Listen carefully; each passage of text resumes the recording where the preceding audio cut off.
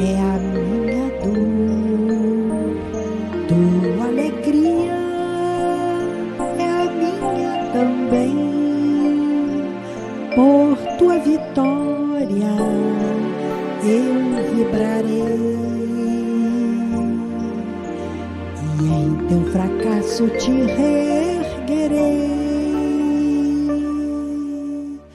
Com minha mão em tua mão, vamos unidos a caminhar. Se me amparares, não cairei, não cairás. Se eu te amparar, sigamos juntos neste caminho. Se tu sorrires, eu sorrirei, mas de teu pranto a cada espinho farei meu pranto e chorarei.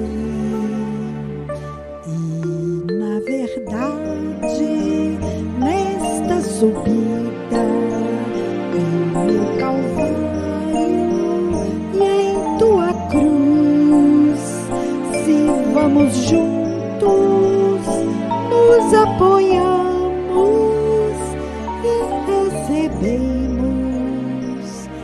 a mesma luz.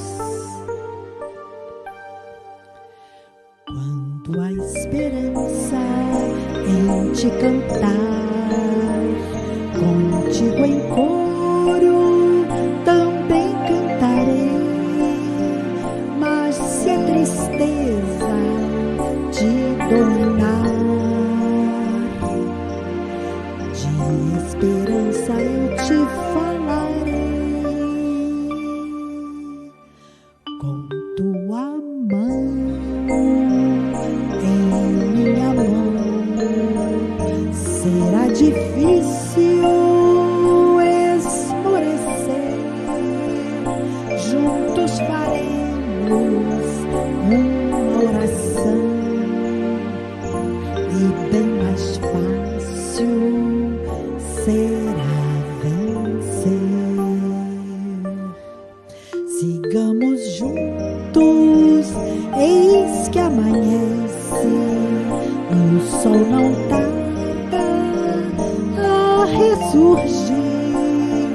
Nosso passado já se esparece sob os clarões de outro porvir. E bem dizendo esta subida, nosso Calvário e a nossa cruz, chorando juntos, juntos sorrindo, alcançaremos a eterna luz.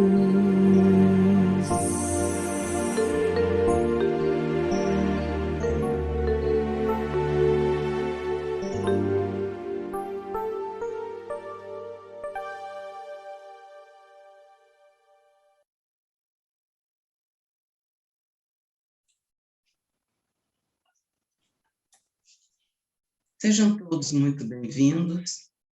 Primeiramente, agradecemos a todos que nos acompanham, através desse canal, nos assistem nas reuniões públicas virtuais. É uma grande alegria estarmos aqui com vocês. Nesse instante, daremos início à programação da nossa reunião pública virtual. Informamos que os nossos estudos são sempre baseados em 2 livros, o Livro dos Espíritos e o Evangelho segundo os Espiritismos, os quais estudamos alternadamente. Nessa oportunidade, estudaremos o Evangelho segundo o Espiritismo, no item O Consolador Prometido, capítulo 6, itens 3 e 4. Reflexões sobre este tema serão trazidos pelo nosso companheiro de ideal espírita, João Aparecido, conhecido de todos nós e que dispensa a apresentação. João, suas palavras iniciais. As nossas primeiras palavras são dirigidas a todos que têm esse carinho, essa atenção de acompanhar os estudos lá, Tereza. É um prazer imenso poder ter essa oportunidade de estar em contato com vocês. E vamos também unir os nossos pensamentos para o desenvolvimento desse tema. Obrigada, João. Vamos então à leitura da nossa página inicial.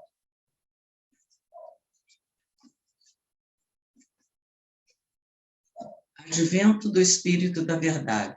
O Evangelho segundo o Espiritismo, capítulo 6, item 5.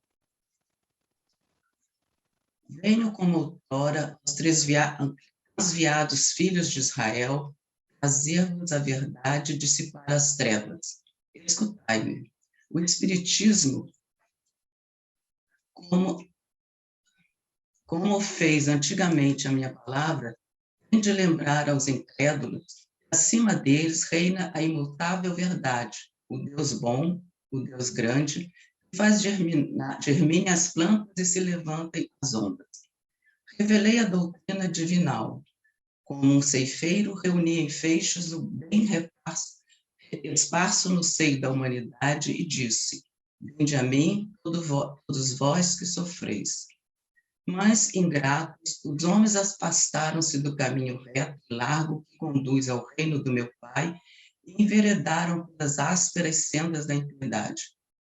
Meu Pai não quer aniquilar a raça humana, quer que, ajudando-vos uns aos outros, mortos e vivos, isto é, mortos segundo a carne, quando não existe a morte, vos socorrais mutuamente e que se faça ouvir não mais a voz dos profetas e dos apóstolos, mas a dos que já não vivem na terra, clamar, orai e crede, pois que a morte é a ressurreição, tendo a vida a prova buscada, e durante a qual as virtudes que houverdes cultivado crescerão e se desenvolverão como o cedro. Homens fracos que compreendeis as trevas das vossas inteligências, não afasteis o facho que a clemência divina vos coloca nas mãos para vos clarear o caminho e reconduzir-vos, filhos perdidos, ao regaço do meu Pai. Sinto-me demais tomado de compaixão pelas vossas misérias, pelas vossas fraquezas imensas, para deixar de estender mão socorredora aos infelizes transviados, que, vendo o céu cair no abismo do erro. Crede, amai, meditai sobre as coisas que vos são reveladas, não mistureis o joio com a boa semente, as utopias com as verdades. Espíritas, amai-vos, este é o primeiro ensinamento, instruí-vos, este o segundo. No cristianismo encontram-se todas as verdades, são de origem humana os erros que nele se enraizaram. Eis que do além-túmulo, que julgáveis o nada, vozes vos clamam, irmãos, não pereça. Jesus Cristo é o vencedor do mal, sede os vencedores da impiedade. O Espírito da Verdade, Paris, 1868.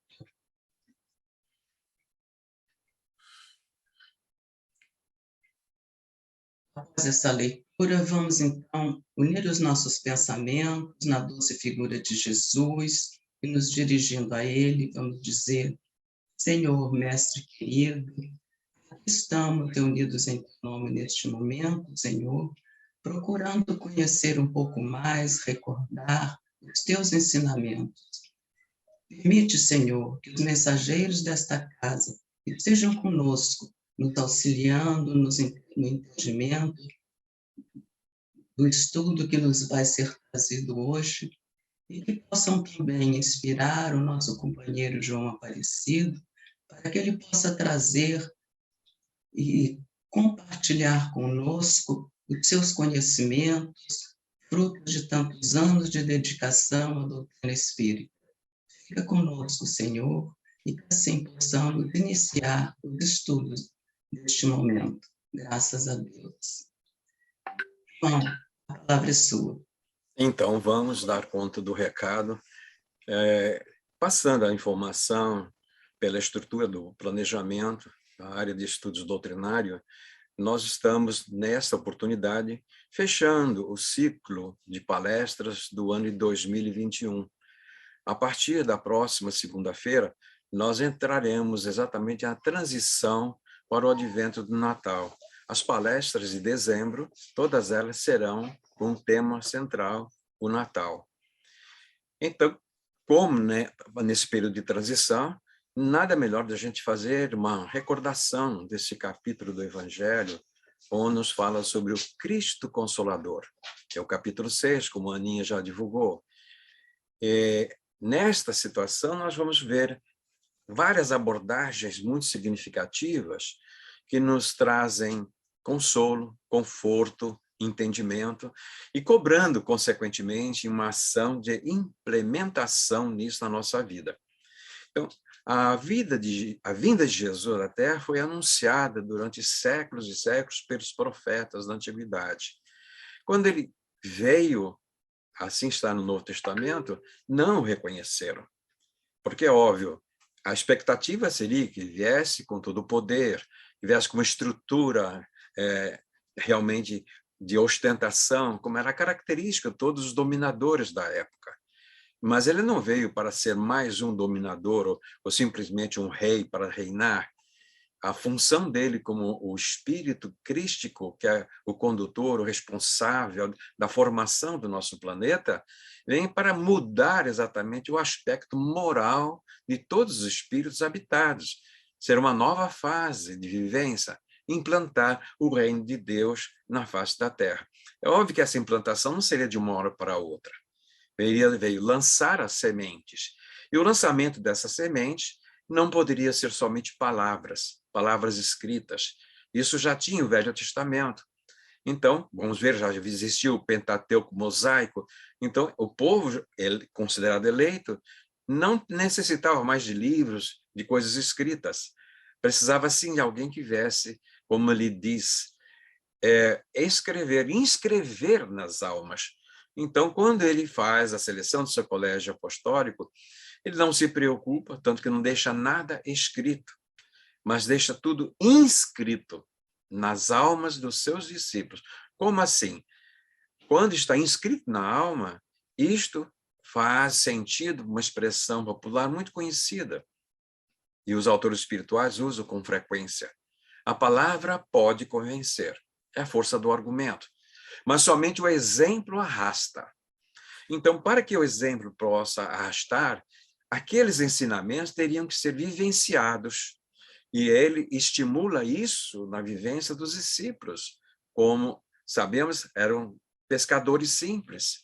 Naquela época, possivelmente, podemos avançar como normalmente analfabetos, sem a cultura escolástica do Templo de Jerusalém, como sacerdotes do templo.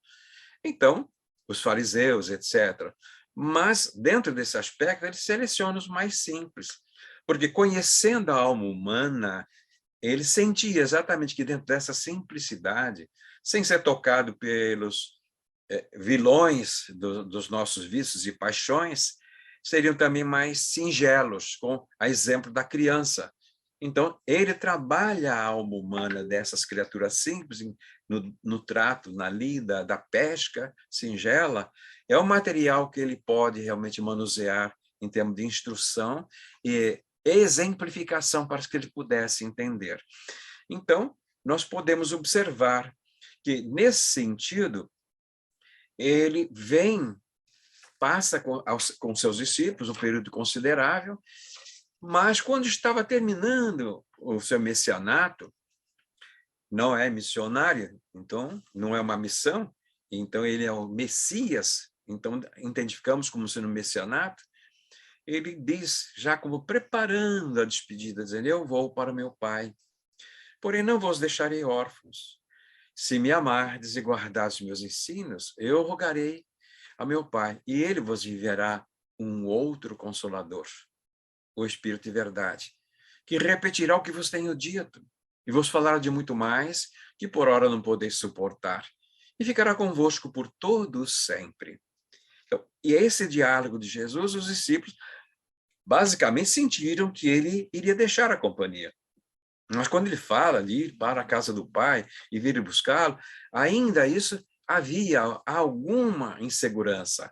E vejam que essa expressão ele utiliza não é antes, mas depois da chamada ressurreição.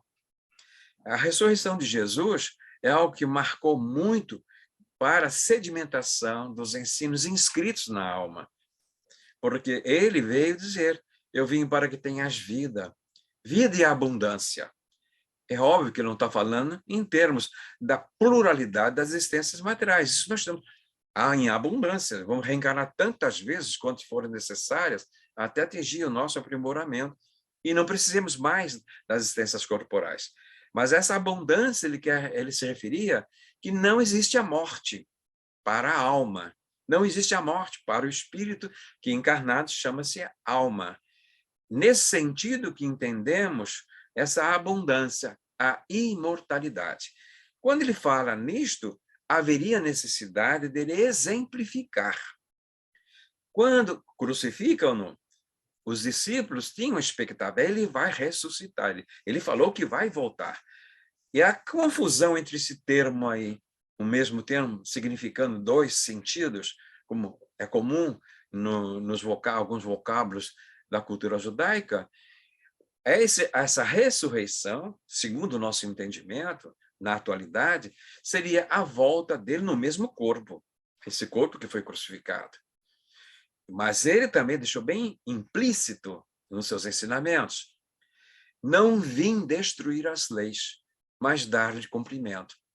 Então, de forma alguma, as leis criadas pelo Pai, e naquela que ele manipulou essas leis criadas por Deus na estruturação do nosso planeta, é óbvio que ele viria obedecê-las.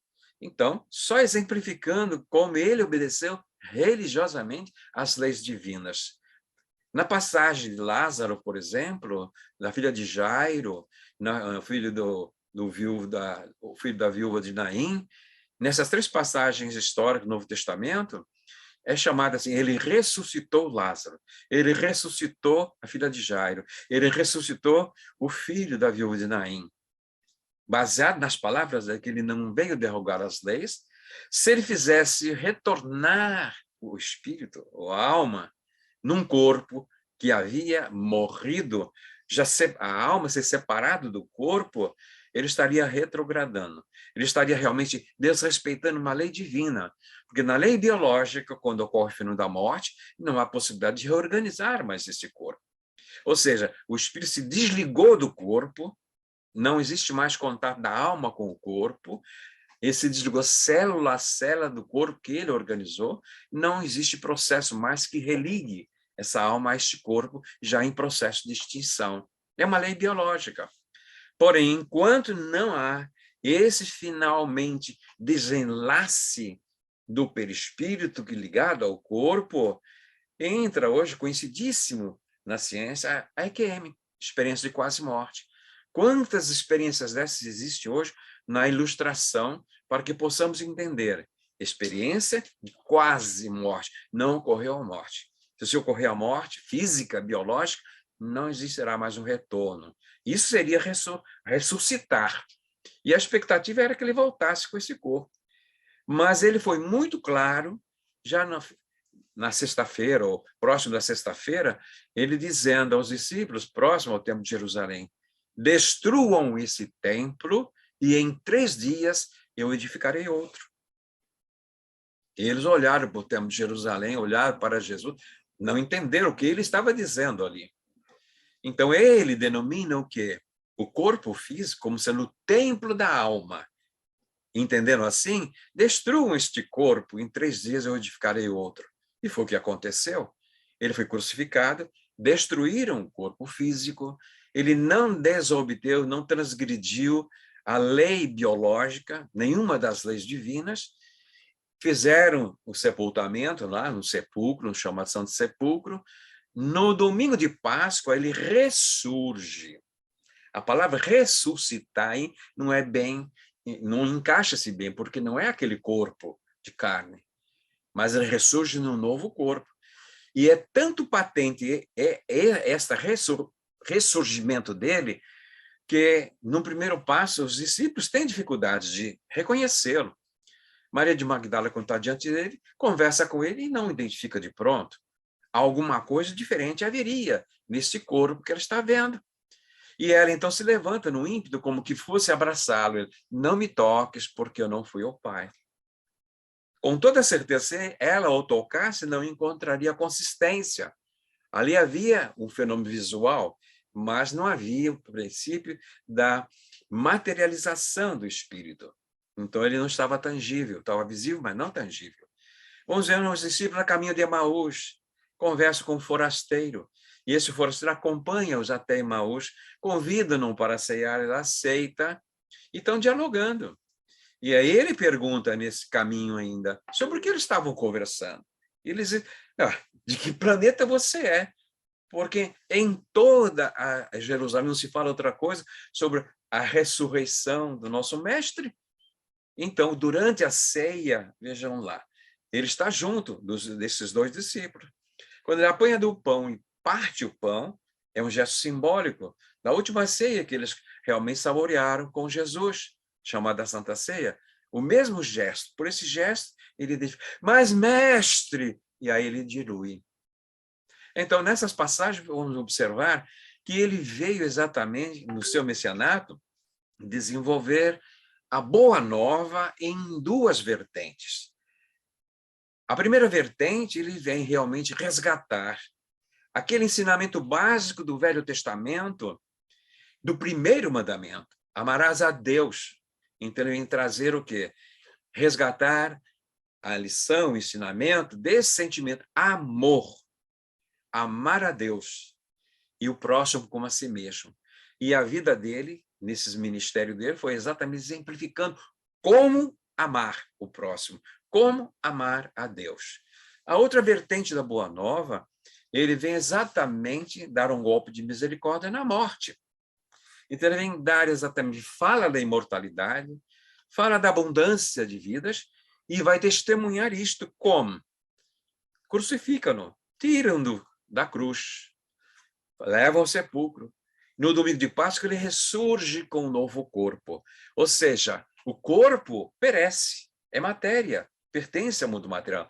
Ele foi construído, vai ser destruído. Porém, o espírito, na condição agora, retornando à condição do espírito, sem o corpo físico, é imortal. E quando está ligado ao corpo, no nosso caso, estamos aqui vivendo a vida material, denomina-se doutrinariamente de alma, para diferenciar o estado em que o espírito se encontra, encarnado ou desencarnado. Então, dentro desse ângulo, ele dá um golpe de misericórdia, porque ele convive com os discípulos por um largo período, diz em torno de 50 dias ainda, complementando seus ensinamentos, e nessa ele aparece e desaparece, surge e desaparece, então com o ambiente fechado. E isso traz um desconforto para que ele estava ratificando os ensinamentos que ele dera, agora com a presença. E na despedida, como nós citamos, eu vou para o meu Pai, era o momento realmente que estava preparando os discípulos, porque iria deixá-los. Estavam amadurecidos, preparados para disseminar a mensagem que ele trouxera. Quando ele diz que duas condicionais ele coloca, se me amardes, primeira condicional, e guardar os meus ensinos, eu rogarei ao Pai, e ele vos enviará um outro Consolador.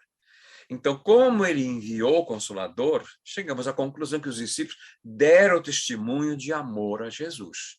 Tanto que doaram uma vida em holocausto, não reconsideraram posições para salvar a vida. Ele dizia, se quiser salvar a sua vida, perdê-la. Perdê-la, o que? No sentido espiritual. Porque vai exatamente perder a oportunidade de dar um salto quântico, o apego à vida material. Então, há que desligar disso já na conceituação, na concepção, no entendimento da própria imortalidade. E eles já tinham isso que Jesus tinha ensinado e tinha demonstrado. Então, na hora de doar-se em holocausto, doaram em função do amor que tinham a Jesus e aos seus ensinamentos. Por outro lado, nós observamos que diz, e guardar os meus ensinos. E eles, tanto quanto puderam, transmitiram isso através do próprio exemplo, como cartas vivas do Evangelho.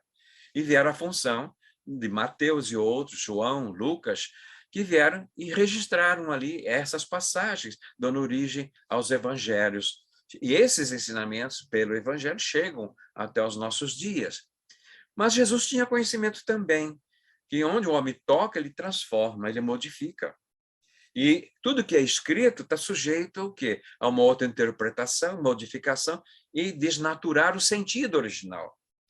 Mas todos os ensinamentos que ele desejava que varasse os séculos, ele encapsulou. Ele deu os ensinamentos em forma de parábolas. Essas histórias, essas parábolas, vararam os séculos e chegaram praticamente intactas com seu conteúdo aos nossos dias. E quando ele nos diz, então, que o Consolador repetiria os ensinamentos e falaria de muito mais que naquela época eles não poderiam suportar, nós vemos exatamente o verdadeiro mestre, que compreende a limitação do entendimento do seu instruendo e sabe que dali para frente o que ele fizesse iria deslumbrar, mas não chegaria ao entendimento. Então prejudicaria aquela fase de instrução, de preparação que ele estava fazendo. Teria que aguardar a maturidade da humanidade para vir uma nova etapa, um novo momento de revelação. Então, quando chega esse momento, o Consolador que ele prometera, nós chegamos à conclusão que os discípulos deram demonstração de amor, e mais, foi preservado os ensinos que chegaram até nós, embora a essência esteja realmente nessas parábolas. E esse Consolador prometido torna-se assim, possivelmente ser identificado. Então, quando abrimos o Evangelho segundo o Espiritismo, no capítulo anunciado, nós vemos ali exatamente o que? O Cristo Consolador. E fala exatamente na mensagem lida pela Aninha, na abertura do nosso trabalho, na leitura inicial, que então, ali ele fala dessa promessa. E nós vamos observar que, como Consolador prometido, ele repete os ensinos, mas não simplesmente repete, ele resgata a essência desse ensino na sua singeleza, na sua pureza. E para poder falar muito mais desses ensinos de Jesus, o que diz Allan Kardec? Temos que quebrar a casca da castanha, né? Da noz para chegar na castanha, no miolo, no cerne. Então, o que faz? A proposta dele, na primeira leitura que faz no Evangelho segundo o Espiritismo, na estrutura do Evangelho, vejamos, numa primeira fase, todos os capítulos repetem essa metodologia de Allan Kardec.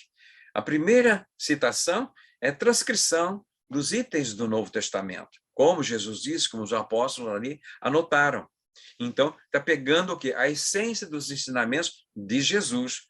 Como ele disse, repetirá meus ensinos. Então, a repetir. E a partir dali, o que faz Allan Kardec?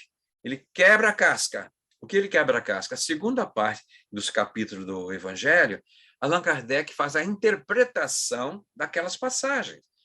Então, na segunda fase de cada capítulo, é o raciocínio, é o bom senso, é a lógica, a didática, a pedagogia de Allan Kardec, desenvolvendo a possibilidade de compreendermos o que Jesus disse de forma alegórica, de forma parabólica.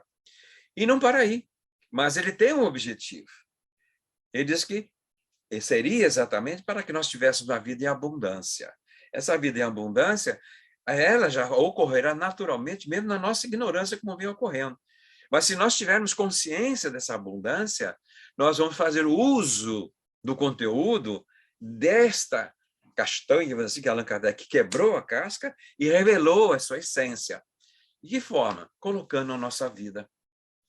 É esta a vivência evangélica. Então, entre a terceira fase de cada capítulo do Evangelho segundo o Espiritismo, são os espíritos responsáveis, a doutrina é deles, a doutrina é dos espíritos. Então, eles têm essa autoridade e vêm desenvolver esses assuntos com as suas instruções, as instruções dos espíritos. E as instruções não são outras senão nos estimulando para que agora venha o convencimento. Convencimento, por quê? Porque aí esse exemplo que ele deu vai nos arrastar à vivência desses ensinamentos. Qual é a importância de nós vivermos os ensinamentos? A importância tem que passar pelo viés do entendimento. Se não houver entendimento, fica complicado viver esses ensinamentos. Não é mais a fase dogmática, é a fase que nós temos que saber o porquê fazemos as coisas. Nesse momento, por um exemplo, que nós passamos de grandes dificuldades, muita dor, muito sofrimento, a separação dos nossos entes queridos, este Consolador prometido é um verdadeiro consolador. Nenhuma criatura que tiver o entendimento da nossa imortalidade, demonstrada por Jesus e ratificada por essa pleiade de espíritos que vieram fazer um boom, uma explosão no advento do Consolador prometido, se manifestando em todas as partes do nosso planeta, primeiro os espíritos brincalhões, para despertar a atenção de toda a humanidade, e depois, então, surge a doutrina deles, e é formatado nos livros que nós temos à nossa disposição, a começar do Livro dos Espíritos, do Evangelho, dos Médiuns e demais, os 5 livros básicos da doutrina espírita. Doutrina espírita por quê? É dos espíritos, não dos espíritas. É a doutrina dos espíritos. Os espíritas são seguidores da doutrina dos espíritos. Então, não podemos inverter essa ordem, porque os exemplos que nos dão são os espíritos, e nós temos exemplos de Jesus. Então, nós não vamos seguir exemplo de espíritas, mas sim desses ícones da humanidade, deixar um lastro de luz. Então, esses que vêm para impulsionar o progresso da humanidade é que nós temos que olhar realmente com o nosso exemplo, Jesus, modelo e guia. Então, ele nos diz, neste momento, chama-nos realmente como verdadeiros amigos. Não existe maior prova de amor do que dar a vida por seus amigos. E ele diz aos discípulos, não vos chamo mais servos, chamo-vos de amigos.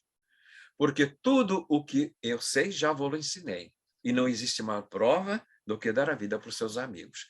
Então, ele deu essa vida, se chamou a vida física, e doou-se em holocausto, sancionando todos os ensinamentos que lhe deram para que a imortalidade da alma tivesse a pujança.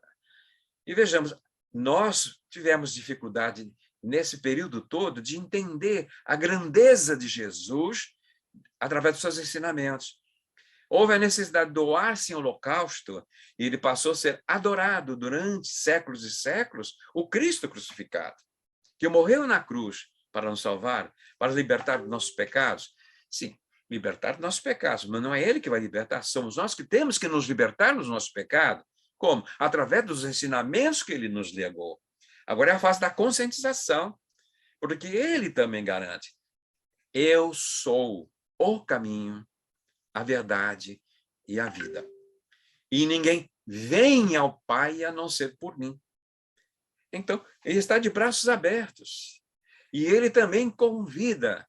Vinde a mim, vós que estáis cansados e aflitos, que eu vos aliviarei. Aprendei de mim, que sou brando de coração, leve é meu fardo, suave é meu jugo. Então, ele não oferece libertação de sofrimento, de dor a ninguém. Ele oferece alívio, porque a pessoa pode estar sobrecarregada, como ele diz. Então, o ombro amigo nessa hora, para que a gente possa recuperar as energias, recuperar as forças, recuperar o otimismo e colocar o pé na estrada. Porque ele também deixou bem claro, quem quiser vir após mim, quem quiser segui-lo, pegue a sua cruz e siga-me. A cruz é a famosa educadora que nos possibilita desenvolver as potencialidades da alma. Então, quando nós, muitas das vezes, equivocadamente, buscamos Jesus para resolver nossos problemas físicos, doenças, e isso temos a nossa medicina, tem os médicos que tratam dos nossos corpos. Então, ele nos diz, não vim ao mundo colocar remendos novos em roupas velhas. Eu sou o médico das almas. É o médico das almas. A importância primordial somos nós que habitamos o corpo, porque o corpo não tem como realmente viver eternamente na Terra. Ele é matéria. Se complica, se desestrutura e volta para a Terra, volta para o pó. Isso tem que tornar-se uma conscientização plena de cada um de nós sobre a nossa imortalidade. Para isso ele veio pessoalmente. Quando tivermos essa convicção, essa certeza, os nossos interesses se deslocarão para a vida espiritual e daremos relativa importância para tudo que está no mundo material. E essa sensação de perda do ente querido deixará de existir. É um até breve. Daqui a pouco nós estamos novamente juntos, nos reencontrando, porque somos imortais. Isto para o cristão, e agora para aqueles que estão sendo bafejados pela mensagem da doutrina espírita, com maior clareza, que é a mesma doutrina do Cristo, realmente bafejado por isso, embora sinta a saudade dos entes queridos, alimenta esta expectativa, essa mensagem alvissareira, e daqui a pouco estaremos novamente reunidos. Para isso, ele, o Cristo, continua sendo o nosso Consolador. Porém, terminando a nossa exposição, gostaríamos de deixar um último item para reflexão. Não resta a menor dúvida que ele, Jesus, nos ama. Nós não temos dúvida nenhuma. Ele deixou um exemplo patente disso e não resta nenhuma dúvida. A pergunta que temos que fazer não é se ele nos ama. Nós o amamos? Nós já amamos a Jesus? A resposta, de modo geral, poderá ser, em tese, sim, nós amamos. Amamos. Bem, mas nós amamos segundo o nosso ponto de vista, segundo a nossa capacidade de entendimento. Cada um ama a seu modo, querendo que Jesus venha resolver o nosso problema, mitigar a nossa dor. Mas a dor é uma educadora que nos devolva os nossos entes queridos que se afastaram de nós, na nossa ótica, ainda em dúvida da imortalidade. Mas aquele que realmente já começa a clarear o entendimento, nessa percepção do que é amar Jesus, como ele nos ama, tem os ícones aí, a gente podia citar vários deles que já entenderam como é o amor de Jesus. Madre Teresa de Calcutá entendeu, Francisco de Xavier, sem dúvida nenhuma, entendeu, Adolfo Bezerra de Menezes também entendeu, Allan Kardec também entendeu, e tem uma plede de espíritos, são referências da humanidade, que entenderam esse amor de Jesus e doaram-se um holocausto a favor da humanidade. Agora é o nosso turno. Como é que a gente vai saber se está entendendo esse amor? Ele deixa o referencial. Aquele que me ama segue os meus ensinamentos. Agora é problema nosso. Estamos seguindo os ensinamentos de Jesus ou ainda estamos adiando? Que todos nós possamos ter uma resposta positiva. Sim, mestre, nós te amamos. Se esta resposta for com certeza a nossa, aí vem o segundo convite dele, que ele deixou aos discípulos. Pedro, tu me amas? Sim, mestre, tu sabes que eu te amo. Tudo que vai no meu íntimo, melhor do que eu mesmo. Simão Pedro, tu me amas mais do que os companheiros que estão ali? Sim, mestre, tu sabes o quanto eu te amo. Pedro, tu me amas mais do que os teus companheiros? Sim, mas tu sabes o quanto eu te amo. Então, Simão, apacente as minhas ovelhas. Quando perguntarmos, tu me amas? Jesus perguntar isso, que a nossa resposta seja, sim, mestre, nós te amamos. E ele vai fazer o mesmo pedido para nós. Então, apacentem as minhas ovelhas. Fiquemos com Jesus. Agradecemos a você, João, por sua carinhosa para estar aqui conosco, nos brindando com a sua consistente e oportuna exposição. Agradecemos a todos que nos honram com a sua atenção aqui e convidamos para estarem conosco na próxima segunda-feira, às 19 horas, onde o nosso tema será o Natal e será trazido pela expositora Regina Meirelles. Façamos agora a nossa prece e com ela vamos encerrar a nossa reunião neste momento. Agradecemos, Senhor, por estes momentos onde podemos estar aqui recordando os teus ensinamentos e a vinda do Consolador prometido. Que o nosso agradecimento, Senhor, não seja apenas com palavras, mas com o esforço de tentarmos vivenciar dia a dia os teus ensinamentos. Assim, Senhor, pedimos que abençoe a todos nós e a toda a nossa terra. Que haja muita paz em todos os corações. E permite que seja então em teu nome, Senhor, em nome dos benfeitores amigos que nos acompanham e, sobretudo, em nome de Deus, que possamos encerrar este momento de estudo. Graças a Deus.